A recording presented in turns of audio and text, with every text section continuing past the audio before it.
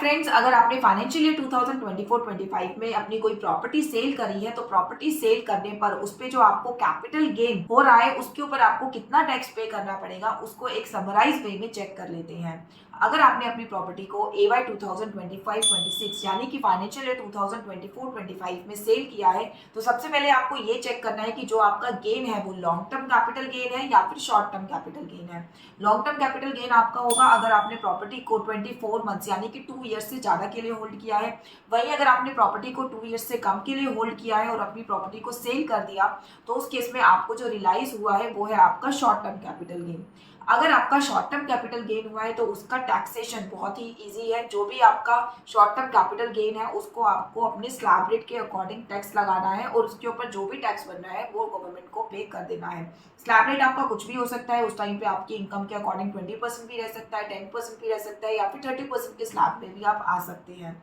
वहीं अगर मैं लॉन्ग टर्म कैपिटल गेन की बात करूं तो लॉन्ग टर्म कैपिटल गेन से रिलेटेड बजट 24 में एक मेजर चेंज लाया गया जिसके अकॉर्डिंग बजट आया था हमारा 23 जुलाई 24 में। हमारे जो रेट्स हैं लॉन्ग टर्म कैपिटल गेन के उसको इस डेट के अकॉर्डिंग 2 पार्ट्स में डिवाइड कर दिया गया। अगर आपने प्रॉपर्टी को 23 जुलाई 24 से पहले बेच दिया है तो आपका जो टैक्स रेट रहेगा लॉन्ग टर्म कैपिटल गेन का वो है आपका 20% विद इंडेक्सेशन। इसका मतलब अगर आपकी बहुत पुरानी प्रॉपर्टी है, आपने मान लीजिए 1 लाख रुपीज की प्रॉपर्टी को परचेज किया था तो उसके ऊपर पहले आप इंडेक्सेशन बेनिफिट लगाएंगे करंट ईयर तक का जिस ईयर में आप प्रॉपर्टी को बेच रहे हैं और फिर उसके बाद अपना कैपिटल गेन कैलकुलेट करेंगे, फिर उसके ऊपर आपको देना है 20% टैक्स। बट वही अगर आपने अपनी प्रॉपर्टी को 23 जुलाई 24 के बाद में बेचा है, बजट 24 के बाद में बेचा है तो वहां पर एक ड्रास्टिक चेंज लाया गया कि अब आपको 20% नहीं ओनली 12.5% टैक्स पे करना है उस प्रॉपर्टी के गेन पर। बट वहां पर हम आपको इंडेक्सेशन का बेनिफिट अलाउ नहीं करेंगे।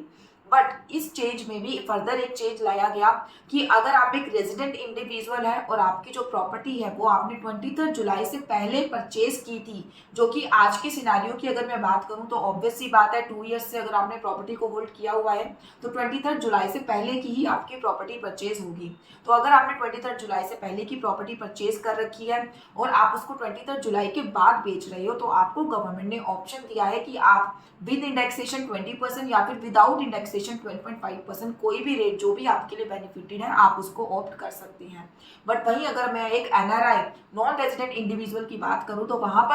वहां पर उनके लिए जो टैक्स रेट है उनको कोई ऑप्शन नहीं दिया गया है, उनको 12.5% के अकॉर्डिंग ही टैक्स पे करना होगा। और अगर आप इस long term capital gain tax से बचना चाहते हैं तो आप सेक्शन 54 की रिबेट्स के लिए भी अप्लाई कर सकते हैं। इसी तरीके की वीडियोस के लिए टैक्स बुक को लाइक एंड सब्सक्राइब करना ना भूलिएगा। Thank you so much.